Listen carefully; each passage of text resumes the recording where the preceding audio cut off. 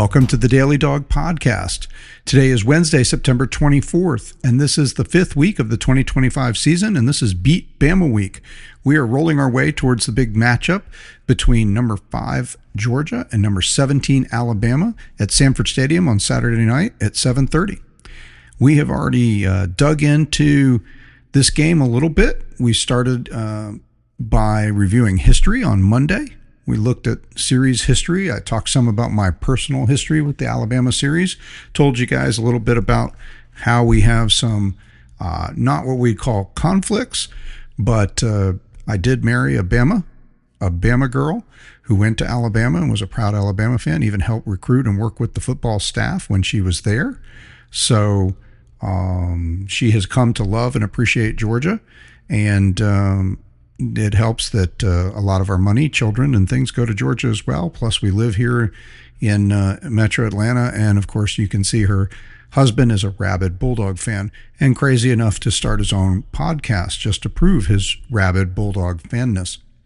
So she's a loving and supportive wife, and she's appreciative, and she, still roots for Alabama, but she takes pride in enjoying the success of UGA as well.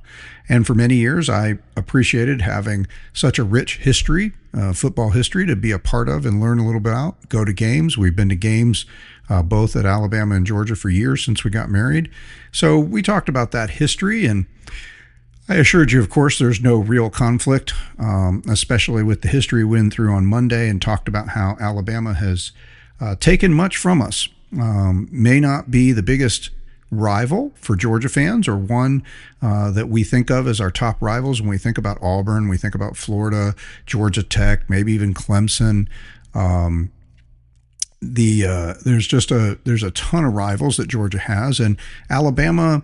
This isn't a game that in modern times has been played a lot. It was played, like we said, almost every year from around the turn of the century up into the 60s.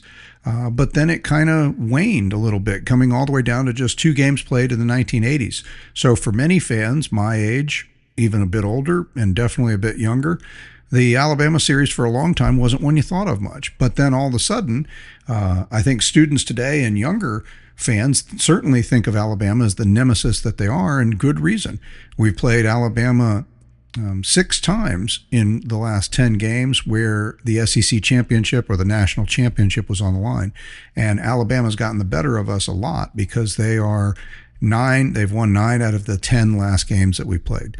So Alabama has become something of a big nemesis. Whether or not we still think of them as a hated rival, hard to say, but we certainly know that this game is a chance to start righting the ship on that 1-9 record in the last 10 years.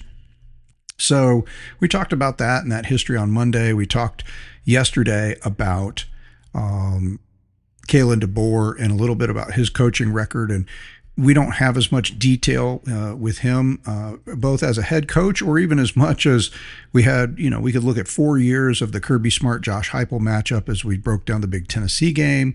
We didn't have to get that deep into the coaches with Austin Peay and Marshall. It wasn't that kind of a game. But, now we're really looking at these coaching matchups, and we really only have one Kalen DeBoer Kirby Smart game, the one we all remember from last year. And I'm not sure if that's instructive. I don't know if that tells us a lot. I mean, the teams are very similar in some ways. There's certainly a lot of players that have carried over, but both teams had completely different quarterbacks than have now. Ty Simpson is now taken over as a first-year starter at Alabama. Gunnar Stockton has taken over as the first-year starter at Georgia. Milroe from Alabama is gone. Carson Beck is now in Miami. And so these teams are very different, and they've lost some other players both through guys moving on in the portal. Justice Haynes was at Alabama, decided not to be at Alabama anymore, and he's done nothing but rip off 100-yard game after 100-yard game since moving up to Michigan. Personally, I can say I wish he was ripping off 100-yard games for us, though I am really happy with the way our backfield has progressed this year compared to last. But, a legacy player, always thought that it came down to Georgia, Alabama, and then when it looked like he was going to leave Alabama, it would have been nice to think he came here, but who knows where the money was and what other things were involved in that. But nonetheless, point is, teams are different. They're a little bit different. So we can look at last year's game, but we just don't have a deep coaching record between these two guys. So we broke down Kalen DeBoer's record, and kind of the idea we came to is, despite all the success that everybody talks about, and talks about him having over 100 wins and just a few losses, and having won national championships, we kind of looked a little deeper into what is NAIA and what were those schools, what was the Great Western Plains Athletic Association that he was winning and then advancing to championship games in the NAIA. And, these are pretty small schools. And I think it's probably serves us better to just look at his record in FBS schools, in what we used to call Division I schools, where he coached for 2 years at Fresno State, 2 years at Washington, and now a year in just the 3 games at Alabama. That gives him a 48-14 record, a 774 winning percentage. He did advance to one national championship game and won a conference championship in the Pac-12, but just before Washington joined the Big Ten. And so that gives us kind of a little bit of perspective, but it changes the look a little bit because you strip off those 5 years he was a head coach at that small school.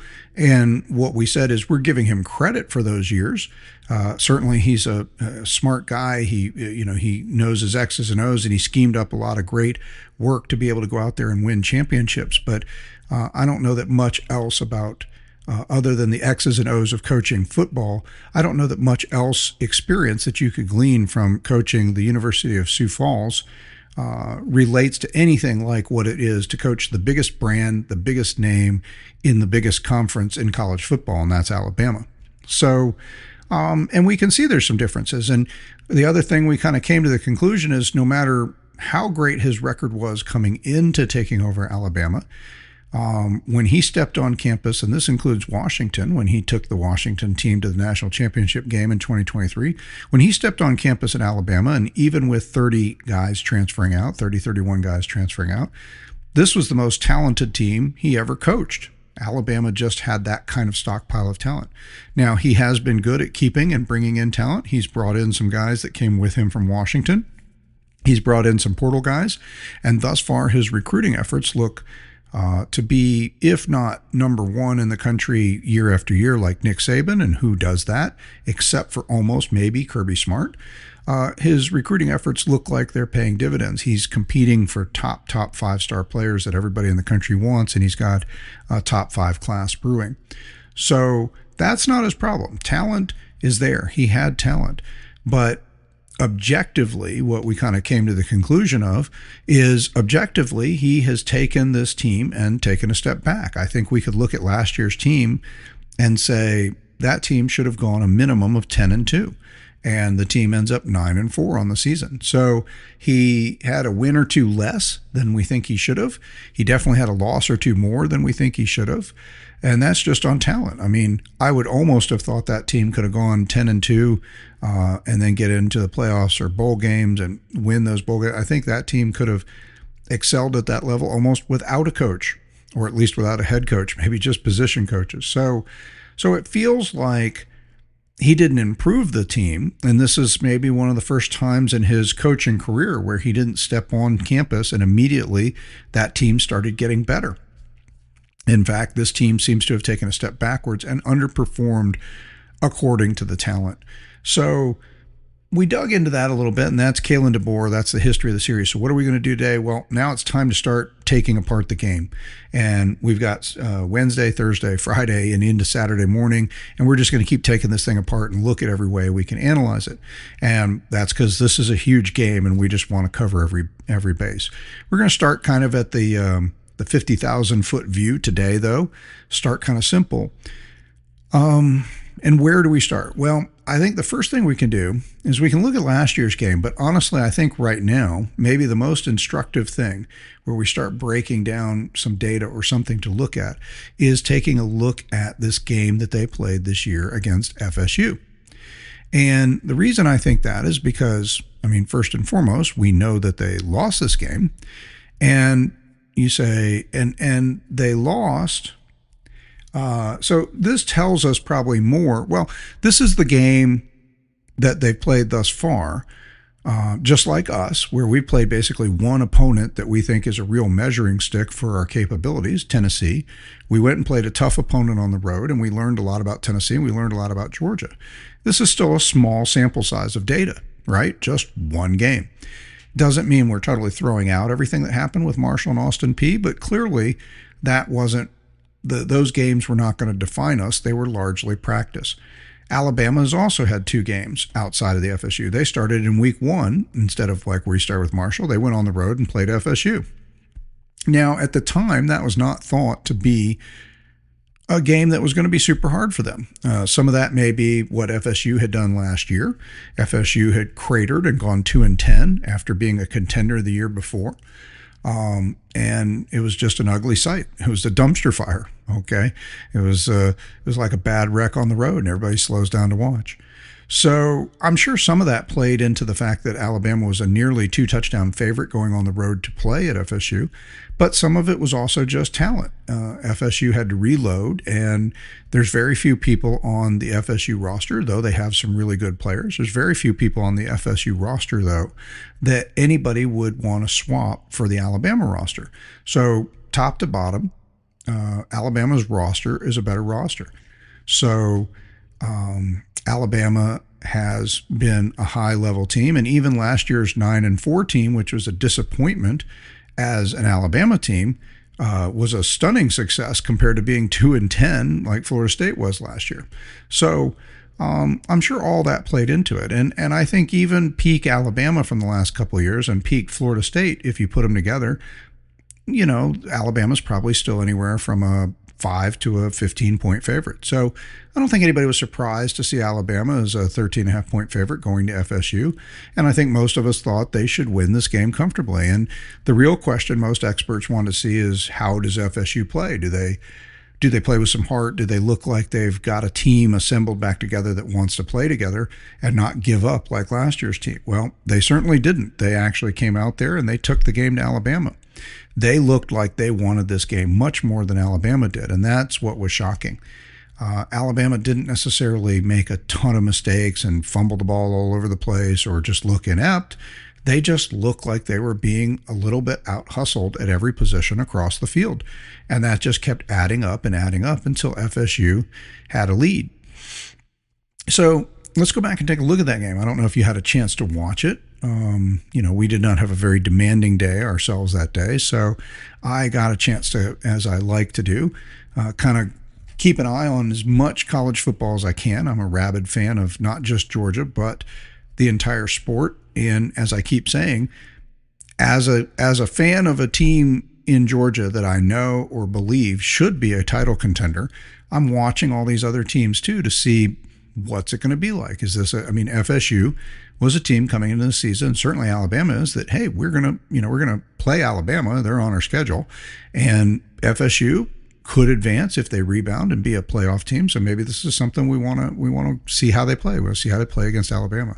So what happened in the game? Alabama gets the ball first, and they go on a 17-play, 75-yard drive, eating up almost 9 minutes of clock, and they take a 7-0 lead. And so basically you think, okay, here we go. This is Alabama's on the mark.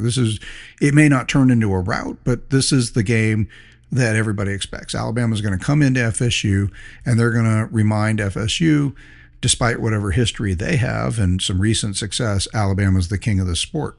And they can come to your town, they can come to your stadium, come on your field and just kick you around. And in that first drive, they did. But then FSU gets the ball back. They drive 75 yards, put a touchdown up, score, and it's 7-7. And it stays this way for a while. Alabama is, first Alabama goes down the field, and they have to settle for a field goal, and they miss it. Florida State gets the ball back, and they go down the field, another touchdown drive. Now they're up 14-7. Alabama goes 3 and out, punts. FSU gets the ball back, another drive, a 9-play, 52-yard drive, taking up almost 4.5 minutes of clock time, and now they're up 17-7. And if you're watching the game, as I was, you're thinking, what's going on here? I mean, FSU, not only has FSU come to play, but it seems like Alabama hasn't. And I think that was the shocking sign, right? At that moment, you're looking at it and you're saying, it's not just, they misfired and they They fell behind because FSU is having a good day. They'll come back in. I mean, nothing is clicking.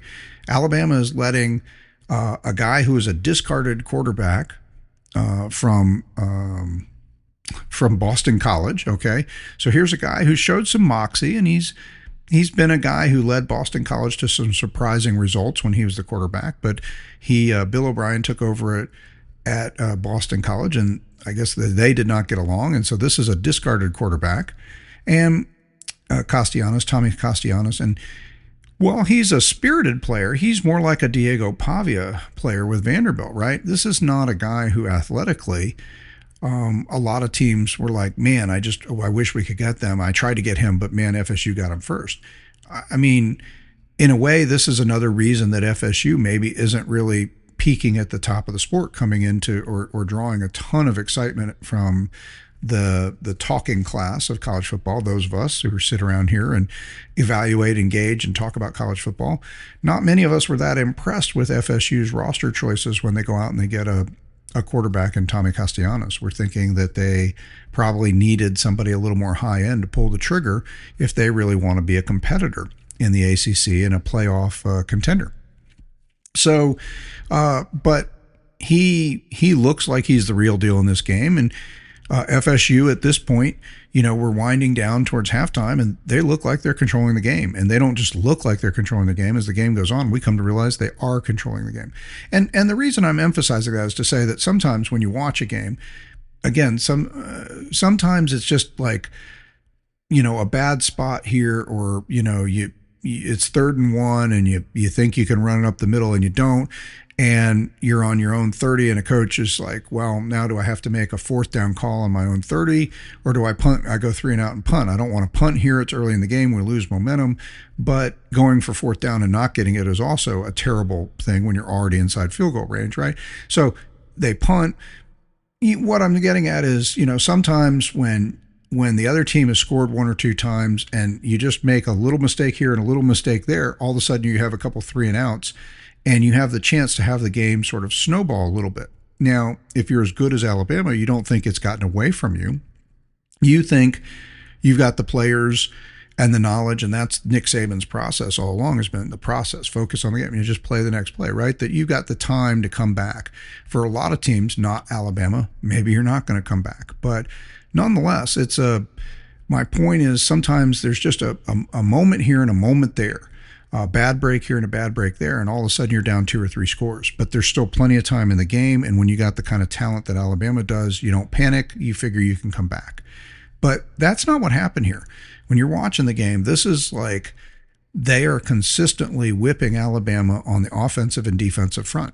And so it's not just that Alabama's made a mistake here, a mistake there, or just is a little bit off. Florida State was clearly winning this game. Okay, and we knew that by the time it was 17-7. So anyway, after Alabama gets the ball, goes nowhere, punts, Florida State runs out the clock in the half. It's 17-7 at the half. Florida State gets the ball first. They go nowhere. So Alabama gets the ball. They go nowhere. Then Florida, actually, I say they go nowhere. Alabama gets to the Florida State like 35-36, something like that on their second or their first possession coming out of the half. And DeBoer elects not to try for a long field goal. They'd already missed a 40-yard field goal earlier in the game. Maybe that's the right choice. So they go for it on 4th down, and this becomes the first of 3 attempts to go for it on downs that fail during the game. And so this becomes an important flow in the game. Alabama actually won the turnover battle officially in the sense that Florida State had a turnover and Alabama didn't in this game. But Alabama does miss a field goal and go for it on 4th down 3 times and gets none of them. So turns the ball over on downs 3 times. So that does affect the flow of the game and how they score. So after turning the ball over on downs in Florida State territory, Florida State comes out, Castellanos hits a bomb, gets down to the 4, next play they're in the end zone, touchdown. Now all of a sudden Alabama's down 24-7. Now you're some way into the 3rd quarter. Alabama's already had the ball first and gone nowhere, or not gone nowhere, but they gave the ball up on downs, didn't get any points, and now it's gone from being a 10-point lead. Now it's a 3-score game. And he's starting to really believe that Alabama is in trouble. But they fight back. They get a field goal after a drive. Looks like maybe they're steadying the ship a little bit. They force FSU into a punt. They get the ball back, and then they fumble the ball. But,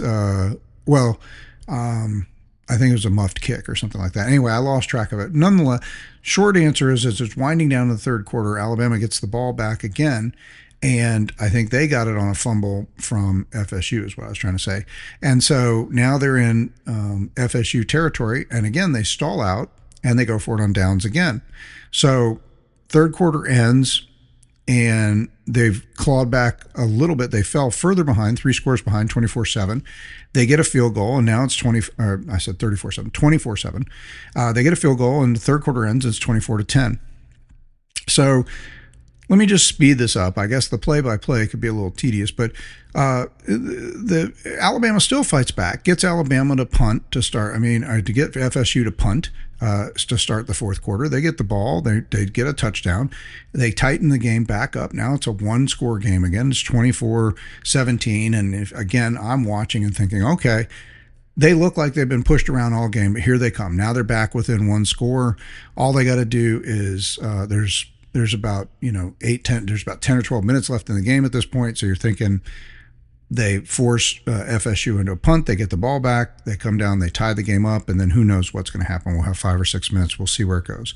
You could see Alabama putting up a couple scores and maybe running away by 2 scores and winning the game comfortably after all.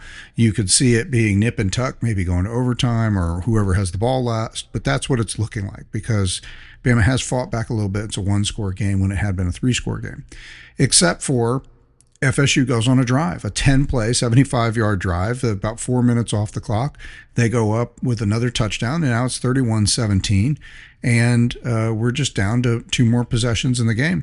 And Alabama is going to stall out again. They're going to end up going for it on 4th down and stalling out, giving the ball back to FSU, and FSU is going to round the clock. And it ends up at 31-17 game. And everybody is shocked because Alabama was a almost 2-touchdown favorite, and instead they turn around and they lose by 2 touchdowns. So this is a shocking result. And again, more than just the game result itself, because it wasn't just like an inept or greased pig kind of can't hold the football, tons of huge mistakes. This is just a game where they got beat. And the stats kind of show it. One thing that was kind of important in the game, FSU didn't just light them up. Castellanos is 9 of 14 in the game for 152 yards, and which is decent but not great. But he does throw in another 16 carries and 78 yards on the ground and a touchdown, and that goes along with a whole slew of running backs or people who ran the ball. They end up running the ball 49 times in the game for 230 yards and 4 touchdowns on the ground.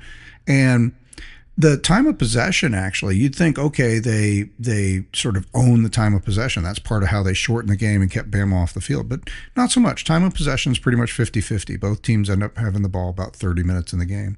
So, but they were able to also, now Bama's out, again, Justice Haynes, I brought that up, transferred. There's some other talented backs at Alabama, like there's always talent there. But Jam Miller had been their top back, and Justice Haynes was often the second back behind Jam Miller, and I think it's one of the reasons he was willing to leave, because he wanted to be the feature back. And Jam Miller had a broken collarbone to start the season, so he's not playing in this game. And Jam Miller is going to be playing for the first time this season, this Saturday against us. So we'll see how much that affects their run game. But Alabama's never able to get on track running the ball. They run the ball 29 times for 87 yards and a 3-yard per carry average. Now, Florida State they didn't just blow Alabama off the line as far as amazing chunk plays or just huge average. Again, they ran the ball 49 times for 230 yards. That's a 4.7 yard per carry average, which is solid, actually really good. And against an Alabama team, maybe more than really good.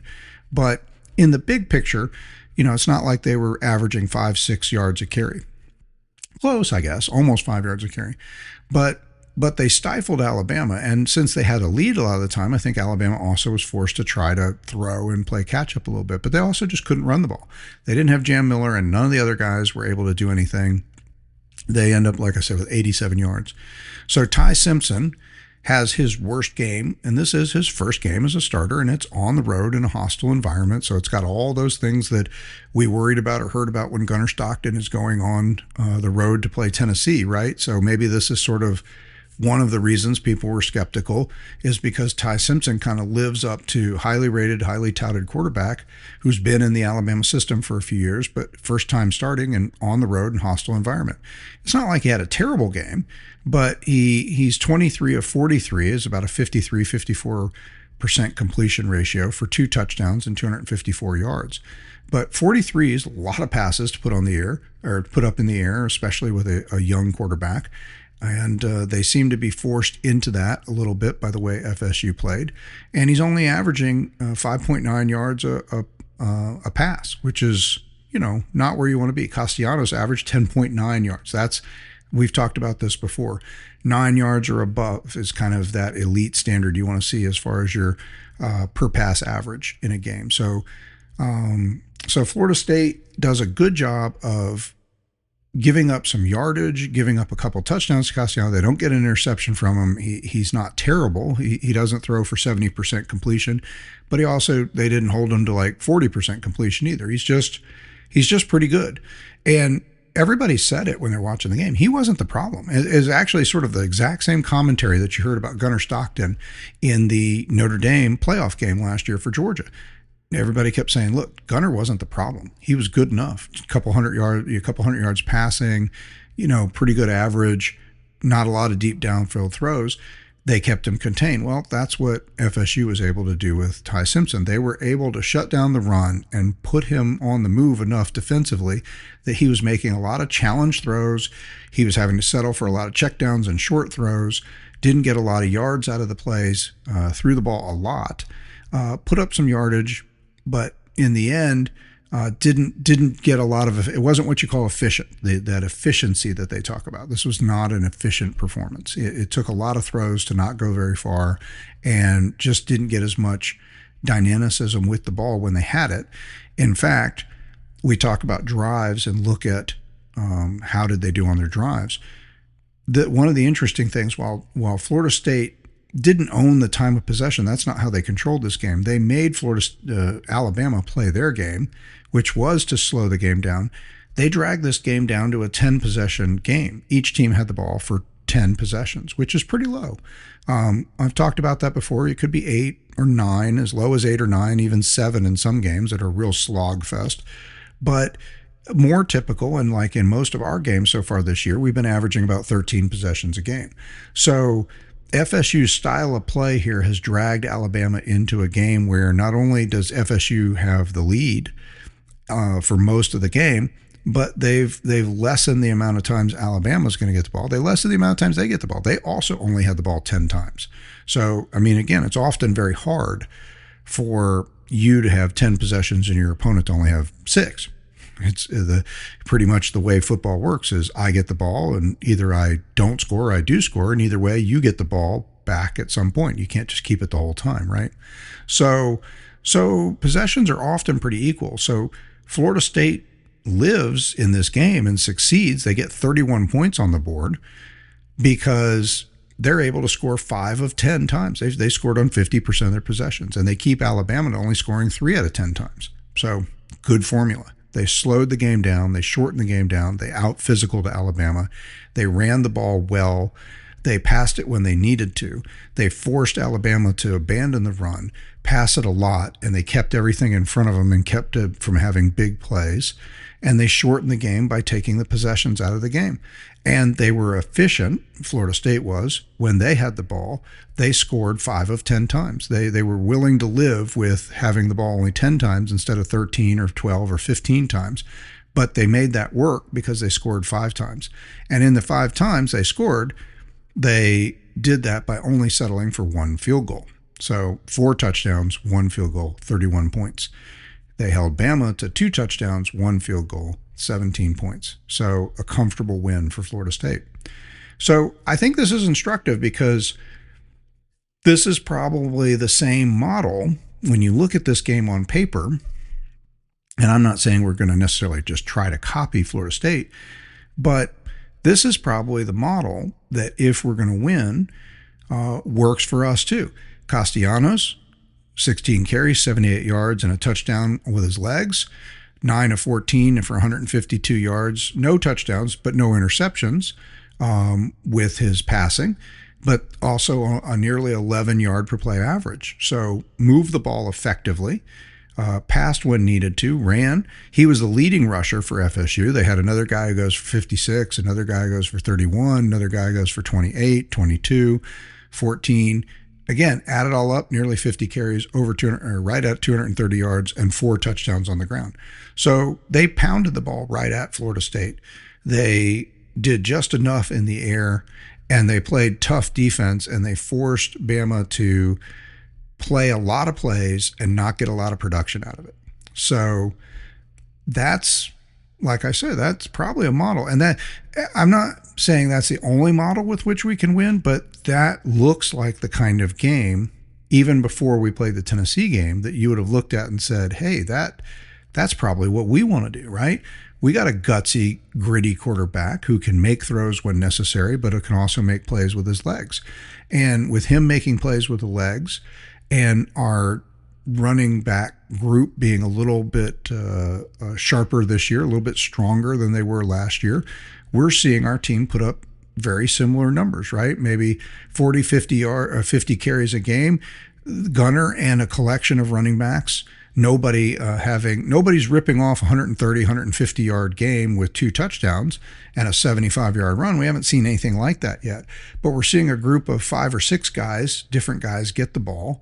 All of them have some different value. We saw McCray finally come into the game and be productive, and I say finally just because he was one of the big transfers we heard about this year that was going to help with our run game, and we hadn't really seen him yet until the Tennessee game. But Chauncey Bowens has played in that same role. So you got 2 guys who kind of are in that same role, sort of the big, hard to get down, just bruising backs with Chauncey Bowens and now Josh McCray. You got Phillips, who they call Peanut, and he's not very big, but he's electric fast, and he's a lot bigger than he was last year. I mean, he looked like the name Peanut really fit when he got on the field. His freshman year last year, a couple times, was like, wow, he's fast, but my gosh, he's tiny. He's still not a big guy, but he's definitely put on some muscle. He looks like he can break a tackle or two, not just blow past people on speed. And when he hits the hole and there's a hole, he's electric. I mean, he definitely, he hasn't had a super long touchdown yet, but his first, or a super long play yet. I think his longest run is 23 yards or something like that. And that may be our longest run of the year from a running back. But either that 23-yarder or I think maybe it was a 17er. His first touchdown of the year, what I remember is his first touchdown of the year early in the Marshall game. He got the ball. There was a hole on the left side. He exploded through it, broke a slight arm tackle, and was in the end zone. And that's a play that, had it been from our own 25 instead of their 17, it would have been a 75-yard touchdown. So sometimes whether or not you've busted a 75-yard run has to do with where the blocking and that particular play was set up. Where was it on the field? Because that play had the blocking and that had the run dynamics. That had everything it needed to be a long, just home run hitter play. It just happened to happen from their 17, the opponent's 17, not our 25. But if it had, it'd have been a 75-yard touchdown. So that group of guys is doing that. And so when I see the stat sheet from this Florida State game that Alabama played and lost, I look at something that looks very much like what we could do. Now, I don't know a ton about Florida State's defensive talent and how it compares to our defensive talent coming into the season. And after the first 2 games of the year, I think I and many of us thought defense looks great. I think we're all scratching our heads a little bit because we've never seen Tennessee be able, despite all of their offensive prowess, which we've talked about extensively before and after the Tennessee game, but we never saw a Tennessee team able to put up the yards and points like this one did against Georgia. And it worries you a little bit. And one of the reasons it might worry you is because Ty Simpson, since the Alabama, since the FSU game, Ty Simpson has been quite electric.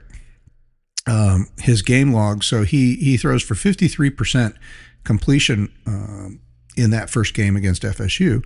Well, they come home and they play University of Louisiana Monroe. And again, we know, same thing we've talked about with our games, right? Austin P and Marshall. This is like a who cares yawn. Of course they're going to win.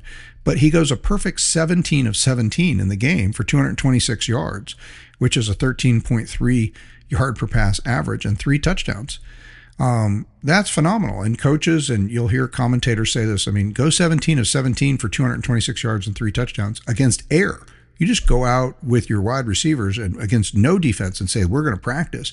You run, I'll throw, you'll be downfield 20 yards, I'll hit you, and just doing that with no defense whatsoever, just against air, it would be hard to complete 17 passes in a row. So that's accuracy and sharpness that's impressive. So now Louisiana Monroe maybe didn't offer much more than just the air defense, okay? But still pretty impressive. And then he follows that up the next week with Wisconsin, which we've talked about this. Wisconsin's a name brand. Wisconsin's a P4 program, a Power 4 program. So we think, they're a Big Ten school. So you think, okay, that's a legitimate school. I'm not sure that Wisconsin doesn't have a coach. I said last week, I meant to correct this too. I said somewhere in one of the previous podcasts that Wisconsin lost to a school that's smaller than them and, like some small school, and it was embarrassing and they shouldn't have lost that game. I'm not sure that's exactly true. I went back and I remember now that the Wisconsin played Maryland. So they were at home and they played Maryland. And Maryland is also a Big Ten school, and Maryland's one of those teams that can sometimes be good and a lot of the times is terrible and a lot of times somewhere in between. And I have no idea what people thought Maryland was going to be coming into the season. I have no idea who they played other than this game against Wisconsin. But having beaten Wisconsin last weekend, that made Maryland 4-0. And they are a Big Ten team. So Maryland at a minimum is at least middle of the road or better than Wisconsin Big Ten team, okay? And they went to Wisconsin and handled them pretty easily. I think it was 27-10 or something like that was the score. So I don't remember the score, but that's who the team was. I referenced that, said it was some small school. Well, it wasn't a small school. It was Maryland. It wasn't a team that Wisconsin guaranteed should roll over, although when Wisconsin is Wisconsin and Maryland is Maryland, in a typical year, Wisconsin normally wins that game probably 75% of the time. So that's part of the ire that the fans had, and that's why they were chanting at last week's game, fire Fickle, which is, Luke Fickell is the coach there. So anyway, this gives some context to the fact that I said, look, I think Wisconsin is really not a good team this year, so I don't know if we get much more than the Louisiana Monroe view of Alabama when we see Alabama beat Wisconsin 38-14 before the off week. But going back to the key about Ty Simpson goes 24 of 29, and he started that game a perfect 14-14, I think, against Wisconsin. I watched the beginning of that, and he looked sharp. They were executing. They looked great. They were hitting for 20-something yard plays on almost every pass, and he was super sharp. And so, he went 17 of 17 in the previous game and then starts the next one 14 of 14. That's an incredible streak of just perfection, from the passing. So he finished the game against Wisconsin 24 of 29 for 382 yards. That's an 83% completion percentage. And again, a little over 13 yards of play and 4 touchdowns. And he had a 75-yard touchdown. So that's phenomenal. So he was just pretty good. He wasn't the reason that they lost at FSU, but he was contained. FSU did a good job of containing him. Since then, he has looked explosive. He's had deep downfield passes. They've had big plays. He's thrown 7 touchdowns since the FSU game, no interceptions. He's been sacked once in that time, and he's had about a 90% completion percentage. And he's chunk plays. They're averaging over 13 yards a play every time he's throwing the ball downfield. So that's a little bit terrifying when you look at what Joey Aguilar did against us in Tennessee. It's a different offense. It's not the same kind of offense that doesn't have the same setup, lineup features and things that we've seen and talked all in detail about with Tennessee. But it is an offense that has wide receivers that one of the things I criticized or wondered about out loud as we headed into the Tennessee game was Tennessee had lost their top 3 wide receivers, and none of the people who were the next guys up on paper projected to be at the kind of level that the guys they lost.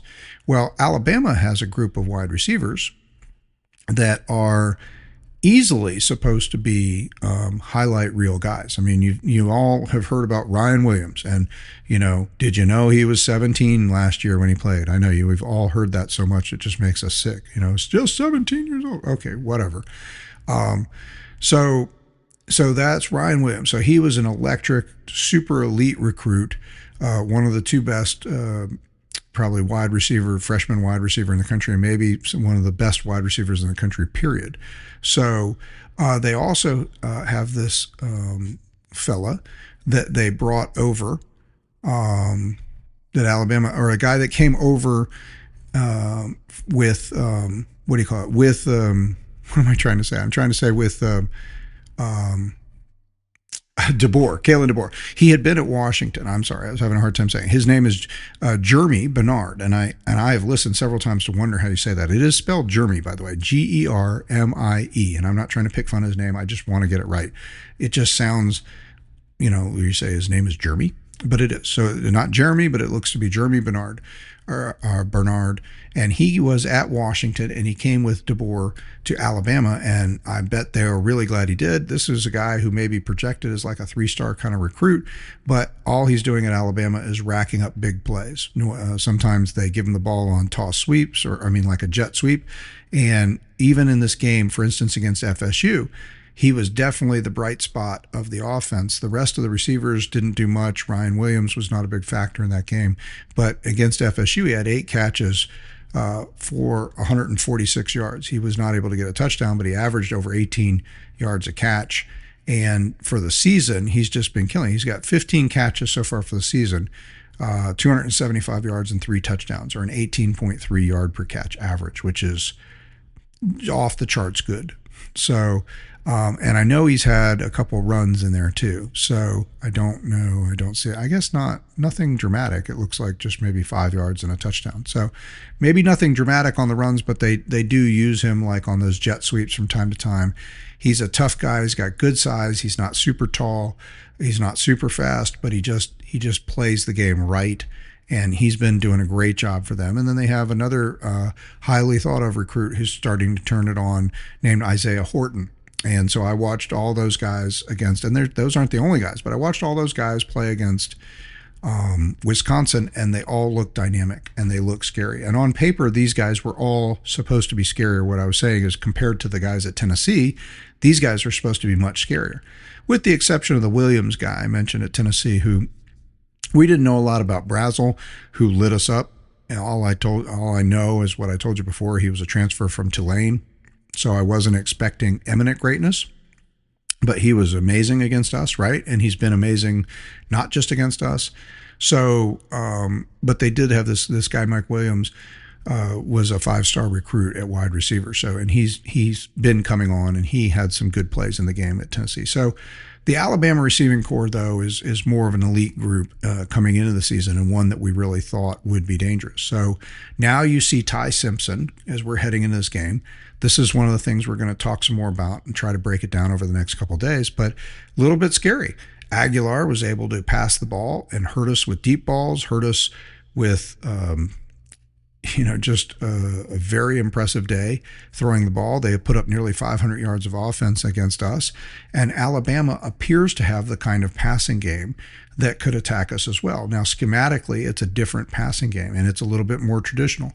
So it's possible that our defense is able to line up in the right play. And it really does seem that after all these years, Josh Heupel's offense this year was able to do what it's always supposed to try to do, which is put us in a do or die situation.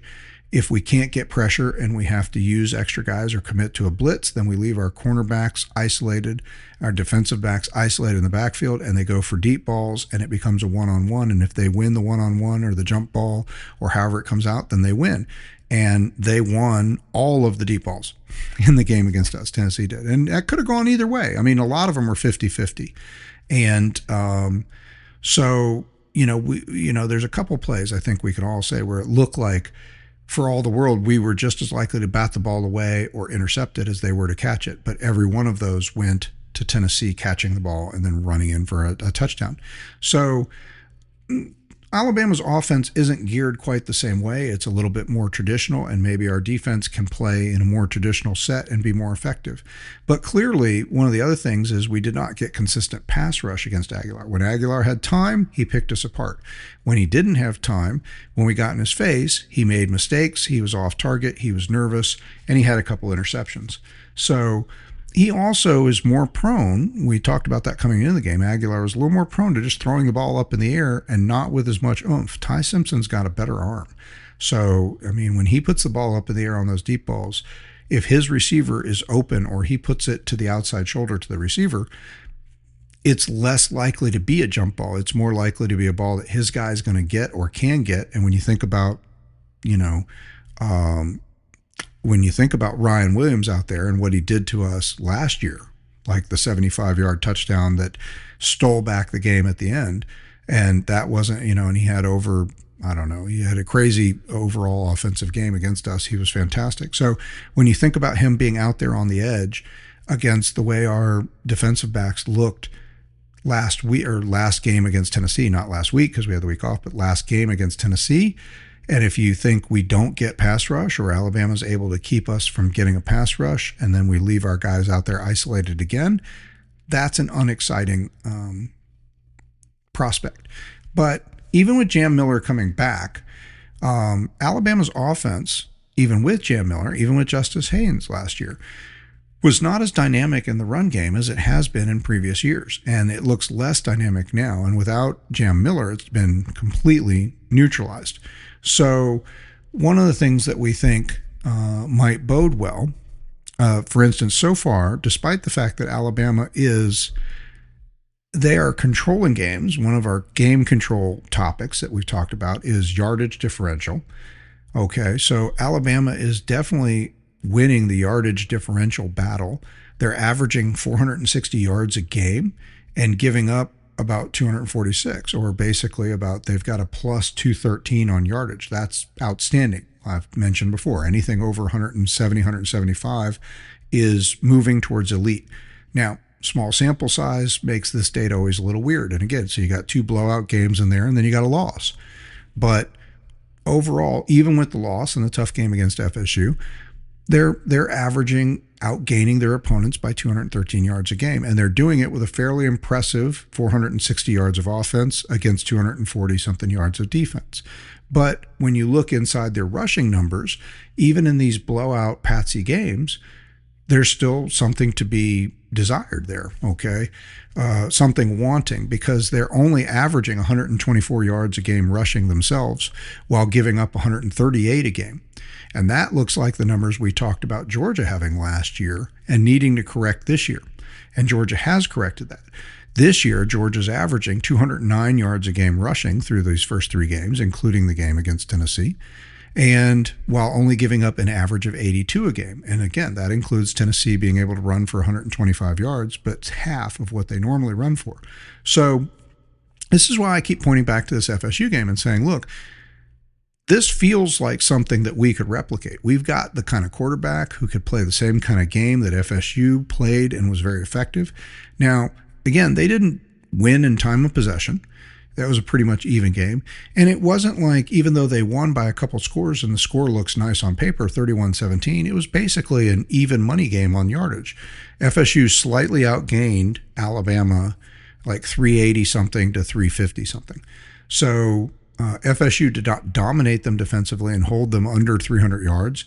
FSU did not dominate them offensively, putting up 450, 475 yards. They did get 31 points on the board, and there was nothing fluky about it. They earned all the yardage and points on those scores. The 5 scores on out of 10 possessions. So, but I do think that is a model that would make a lot of sense for us. And I bet our coaches have looked at, probably not the stats the way I'm looking at, but I bet they've looked at the film, and I bet they thought, we can punch them in the mouth that phrase I've used a bunch of times. We can punch Alabama in the mouth. They're going to get on the road. We're going to punch them in the mouth. They might punch us in the mouth, but whoever lands the most blows, and how do you respond to that? That's the other thing I think that we can replicate. Alabama clearly expected to show up to Florida State and not have to be in the same fight in the fight they were. But when the fight came to them, they did not respond. FSU just kept slugging and slugging and slugging, and Alabama just took it. And they maybe threw in one punch here and one punch there. But again, if this is a prize fight, Florida State was just, they won every round. I mean, if you called each of the quarters a round, ding, ding, ding, and you do the bell and they talk about who won which round in boxing, and maybe none of you even watch boxing or ever have watched boxing. I don't watch boxing in the modern era, but I grew up seeing it in the Olympics and watching it with my dad when I was a kid, and when boxing was more of a thing back in the George Foreman, Muhammad Ali era, right? But so at the end of every round, they'd score the round, who won the round. Well, FSU won all 4 rounds of the game, okay? They landed more punches, they landed more blows. It's not that Alabama got none in, but FSU got a lot more. So, and I think we can replicate that. And I bet our coaches think we can replicate that. That's what we did, as we said, maybe the most impressive thing we did at Tennessee was we took some punches, but we came back and we punched harder and longer. And in the end, we landed more blows. We played tough. We played with a lot of grit, and we can match that energy, and we can force Alabama to show that they have the energy and the grit and the passion and the fight to come out on the road and play against a team that hits them hard, like FSU did. And I think you think, and I think, that whatever FSU can do, we can do, right? So when I talk about Alabama having a better roster, that there's hardly anybody on the Florida State roster that Alabama would have traded for, I'd rather have, their players than the Alabama players. I'm going to say pretty much we feel the same way. Now, that doesn't mean Florida State's got a crap roster. They don't. They're good. They got some good guys on their team, okay? They got some former Alabama guys. They have Squirrel White that used to be the wide receiver at Tennessee, one of the guys they lost. Several players not right now. I don't think we have any Georgia defenders on the team right now. But over the last couple of years, we've seen a few Georgia defenders go to FSU, make a big name for themselves, and do well in the draft. Jermaine Johnson comes to mind, where he was one of many guys getting sacks on the Georgia defense. Maybe 4 to 6 sacks a year. He goes over to FSU. He plays one season at FSU, has like 15 sacks, and becomes a high-level draft choice. So good for him. So I don't think we have a lot of those guys right now. I'm not sure who might be on the FSU team that used to be on our team. I'm not sure anybody. But the point is yeah, their roster is pretty good, but I can do whatever you can do better. I can do better whatever you can do. Well, I did a bad job of saying it, but you know what I'm trying to say. Meaning, like, if Florida State can do it, then we can do it. Okay. I mean, there's not much about the Florida State roster I would trade anybody for. If not, there's nobody. I mean, so I would rather have Gunnar or Stockton than Tommy Castellanos. As gritty as he was, as great a job as he did in that game, I'd rather have him at quarterback, and I believe in him more as a guy who can take on the Alabama defense. So I think this is a good model. I think this is why we're starting today, and we've gone really in a deep dive on this, because this may be the most instructive thing. And one of the other things that's real key to talk about in here is one of the places where DeBoer is concerning if you're an Alabama fan, and not just if you're an Alabama fan. If you're just a watcher of college football and you say, what's going on at Alabama? Or is DeBoer the guy? Can he do it? He's 2-5 in road games / neutral site games. So I'm counting he lost the bowl game, the playoff game last year. So, well, it wasn't a playoff game. It was a bowl game. They lost the bowl game to Michigan. So that's a neutral site game. And then they lost at Vandy. They lost at Tennessee, and they lost at Oklahoma last year. And then they lost at Florida State this year. So their losses are on the road. They're having a hard time playing on the road, and that's just weird looking, right? I mean, most teams, it's just, I guess, if nothing else, you'd say DeBoer is humanizing Alabama, because most teams are going to win more at home than they are on the road. And when you look at a team, let's say the team's got 12 games on the schedule, 8 of them are, you're an elite team like a Georgia or an Alabama or an FSU. You've got 8 games on your schedule that you should win, regardless of whether they're home on the road. And then you've got 4 games that are toss-ups, where you're playing teams that are very talented or maybe as talented as you, or at least close enough.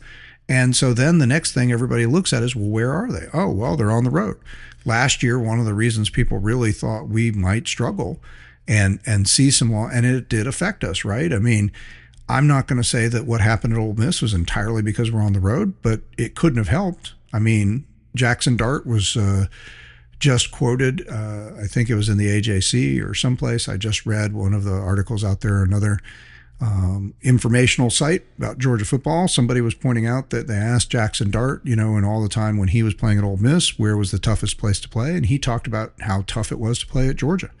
And I'm sure he feels that way in part because if you remember when he started the game for Ole Miss 2 years ago in Athens, we killed them 52-17, I think was the final score. So I'm not surprised he thinks that was the toughest environment. But the crowd, it was a night game.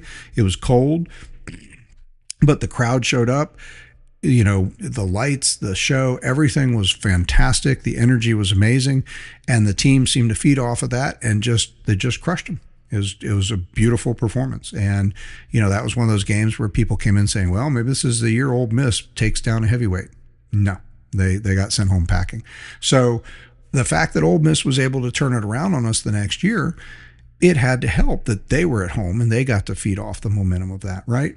So I'm not saying we just lost because we're on the road, and Kirby Smart's been able to replicate what Nick Saban's been able to do, which is it doesn't seem to matter, home, road, neutral site, whatever. We win. I mean, when you win 29 straight, you played them everywhere.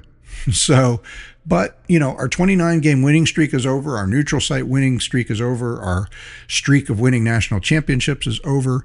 But one thing that still is intact is the 33-game home winning streak. So whether that means that Sanford Stadium is a super intimidating place to play, and this was an article discussed in the AJC too, whether that means we've created a super intimidating environment, or it just means when you have that great a team, then you're likely going to win a lot of games in a row because you have an elite team that wins 90% of its games. So when you go 55-5 in your last 5 seasons, you're not going to have a lot of home losses or any losses. We only have 5 losses in the last 5 years. So the good news is when you're talking about having a home streak, all those losses were either neutral site or on the road. So, but Alabama has, under DeBoer, has become incredibly mortal compared to where Nick Saban used to have them. They are a very poor looking 2-5 on the road. And so what I was getting at is even for elite teams, even for contending teams, when you have those 8 games that you should win and then those 4 games that are going to be tougher, and you look at the schedule and you say, well, are they on the home or are they on the road or are they home? Last year, Georgia had the daunting task of going to play at Ole Miss, at Alabama, at Texas.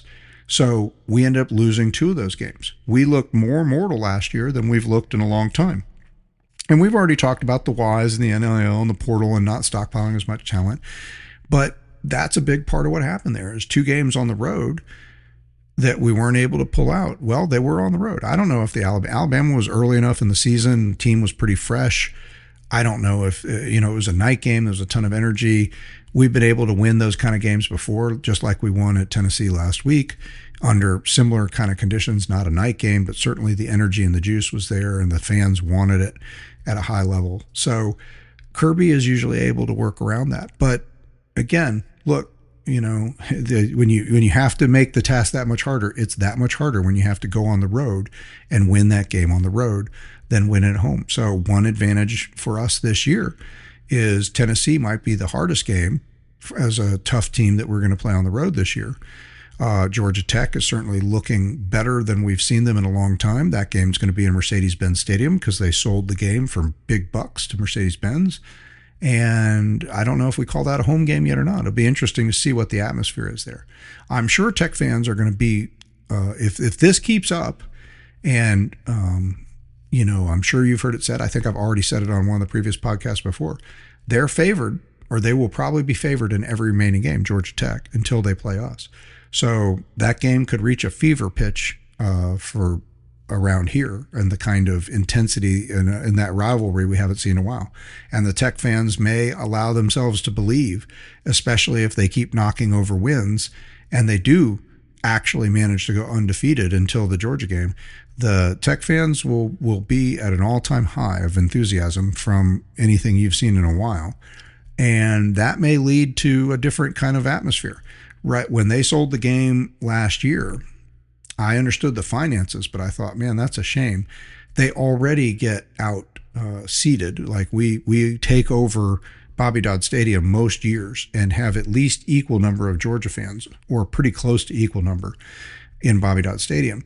You add the extra capacity of the Mercedes-Benz, and it just feels like, you're looking at a situation where there's going to be 35,000 Tech fans and 45,000 Georgia fans, and it's just going to be clearly an advantage to Georgia. It would be more like a Georgia home game, even though it was supposed to be a Tech home game. It may not end up that way in the end, so we'll see. So that rabbit trail is a little bit away from Alabama, but again, the idea that we're circling back to is Kalen DeBoer has made Alabama so far in a 1-season, 3-game tenure. He's lost 5 times. He's lost 5 times at all, which is shocking to Alabama fans. They haven't seen 5 losses. It takes usually 5 years to get 5 losses for Alabama, what they're used to. But the 5 losses have all been either on the road or neutral site.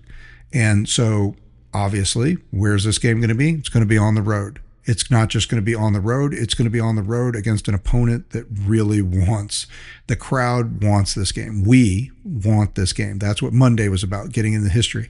I want you to feel the pain because I want all of us to just want this game, whether we're there in person or not. The psychic energy of how much we want it and how much all the fans that are there, I'm counting on them to bring it and for the atmosphere to just be over the top and super electric. It's going to be a night game. It's not cold yet, but at least it won't be hot. I think the weather might be warm, but during the day, but it won't be hot or humid in the evening. We're past that part of the year, so it should be pleasant. It should be. It should be a great atmosphere. We have all day to get fired up and excited, and have the crowd file in, and they should just be rocking and rolling, and they should make it intimidating, and they should bring everything that we got when we were at Bama last year and more. And I'm counting on that from the fans, and I know the fans want this game. I know the team wants this game. So, we're hoping that this is whatever that mystical quality is. And there are some reasons. We'll talk maybe one day about what are the real reasons there's a home field advantage, right? But some of it is just a psychic vibe, a little bit of an energy. That just comes with being on the road. And so far, Bama has not responded well to that. Kalen DeBoer has not been able to outcoach playing on the road. So that is an advantage we have in the game. And it does look like a place where I'm a little scared about their pass game matchup against our pass rush that hasn't looked great last week, and our cornerbacks and defensive backs that didn't look great last week. So again, we got another big time passing quarterback, probably a more accurate, bigger armed, higher rated passer, coming than Joey Aguilar ever was, despite how good he played. He's got better overall receivers from an athletic point of view, like what the NFL scouts are looking for and want to see. So that's pretty scary. Don't know about the offensive line. We'll break that down another day. I haven't dug into that yet as to how good we think their line is or isn't, but they've had line problems. Alabama has had line problems the last 2 years. So they're either getting better or they still have line problems. But we do see this emphasis that we have about fire, passion, and energy, and about trying to stuff the run. And even if we're not, and we were pretty successful at that with Tennessee, even if we didn't always get home on pass rush, we did contain and stuff the run.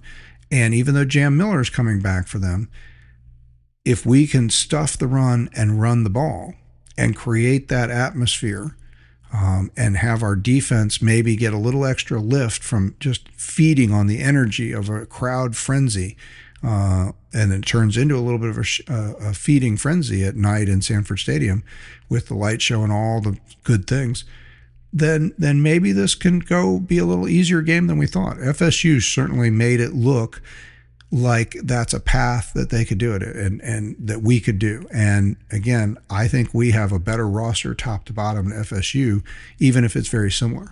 So, all right. So that's our sort of our first pass breaking down this game. I think what we'll do is we'll save. I wanted to get into and talk a little bit about, just mention who my playoff teams, my adjusted on the watch list for playoff teams are, my grid, the grid for having the games that are of interest or that we think are important or that, you know, might be in jeopardy, like they could actually lose, the teams that are on the watch list for the playoffs. So we're watching those. We'll get back into that. We're not going to do that today. We'll save that for tomorrow or as we get towards the weekend, talk about the notable games. This, in addition to our game, it may be the best weekend of college football we've seen in a long time, at least on paper. There's a ton of great matchups, probably at least 8 games that I think are significant in one way or the other that we'll talk about. And then the schedule, I mentioned yesterday's podcast, the schedule was released this evening from the SEC. And again, it was no surprise. The leak sort of spoiled all the drama of that. And again, the nomenclature here is not permanent opponents, but annual opponents. So our 3 annual opponents that'll be on our schedule annually that we know every year are, in fact, Florida, Auburn, and South Carolina. And so that's what we expected. And it'd be interesting to go around. We can take a look in another podcast and go around and see what our rivals got, how everything was divided up around the SEC, and see if our setup looks fair, if everybody else's looks fair. What I will say is we also have the schedules, our SEC schedules for the next 4 seasons. So they did the schedule grid, not just for here's the 3 annual opponents, but here's the schedule, your SEC 9-game schedule for the next 4 years. So in 2026, we're going to play Auburn, Florida, South Carolina. Those are the gimmies, all right, or the annual opponents. So here's the rotating ones. So for 26, it's Missouri, Vanderbilt, Oklahoma, Alabama, Arkansas, and Ole Miss. That's quite a slate, honestly. So that seems a little intimidating. So again, Florida, Auburn, South Carolina, those are the gimmies. So in 2027, it's LSU, Mississippi State, Tennessee, Kentucky, Texas A&M, and Texas. So Texas A&M and Texas and Tennessee. We get all the T teams in 27. In 28, in addition to the 3 annual opponents, we got Alabama, Arkansas, Ole Miss, Missouri, Vanderbilt, and Oklahoma. And then in 2029, it's going to be Kentucky, Texas A&M, Texas, LSU, Mississippi State, and Tennessee. So you can see a couple interesting things there right away. The schedule is not being done as a home and home. The promise was that we will see teams every 4 years, that you'll see every team in the league every 4 years. You'll have your 3 annual opponents, and then you'll play home and away during that 4-year cycle with every other team in the league. But one of the things that came out of this is they did not do it in this sort of linear traditional college football scheduling where it's the home game this year and then the away game last year, just like this Alabama game. We played Alabama right about the same time last year at Alabama.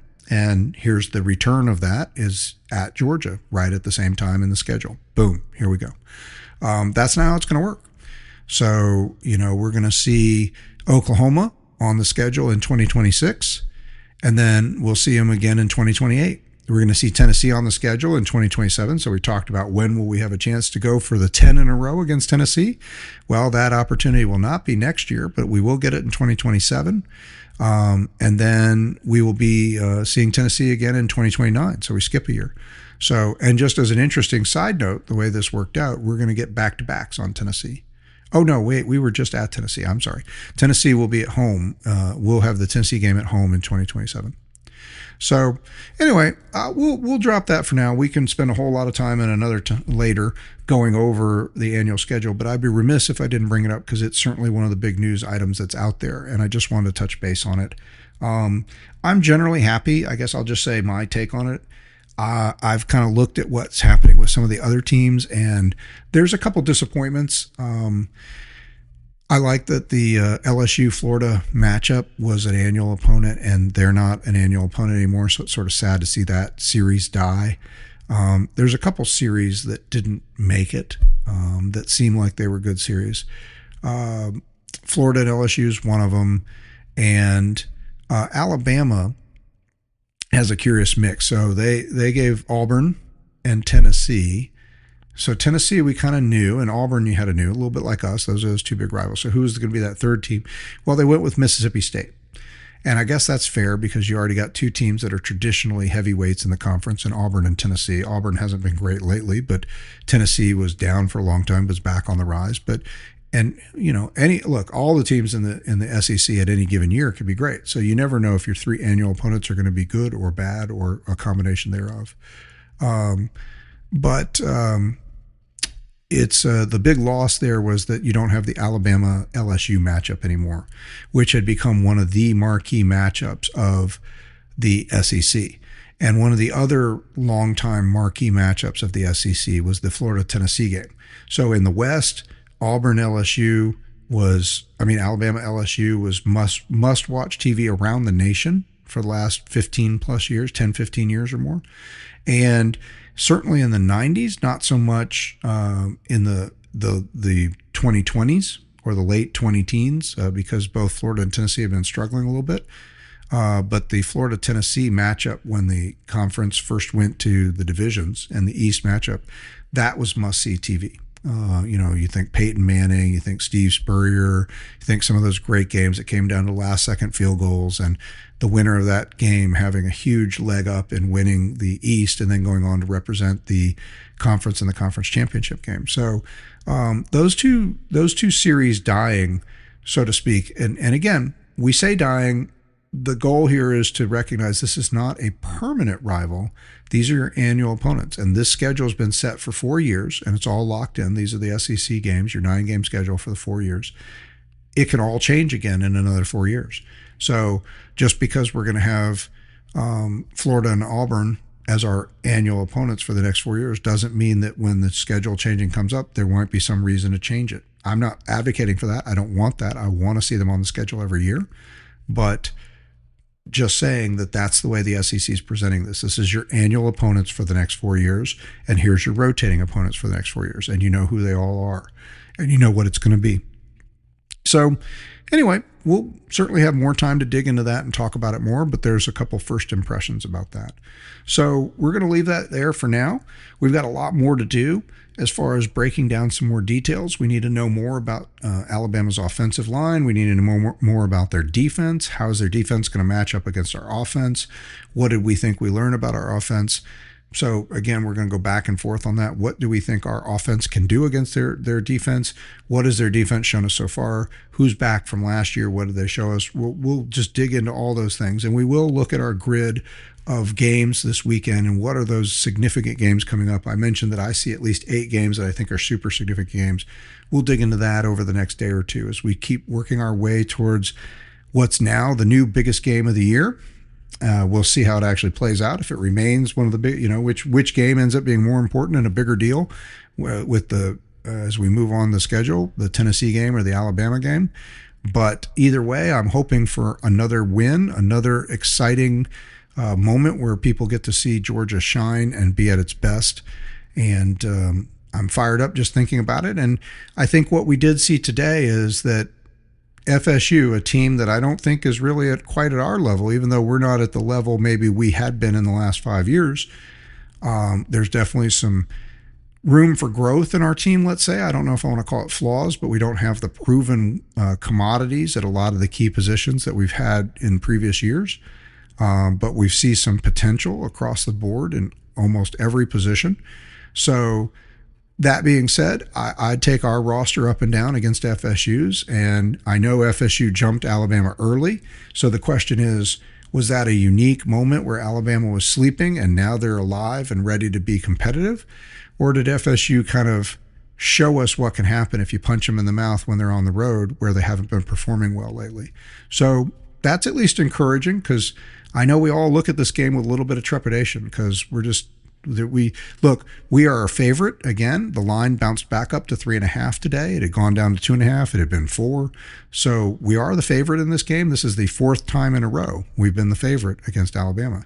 And you know how that's worked out so far. So just being the favorite hasn't mattered. But we haven't had them at home in the Kirby Smart era. This is the first Kirby Smart home game against Alabama. So that's also something interesting to keep in mind. So, all right, we'll get into it more tomorrow and the next day and the next day. We're just counting down, and we're more excited with each passing day. I can't wait. Hope you guys have a great day, and go Dogs.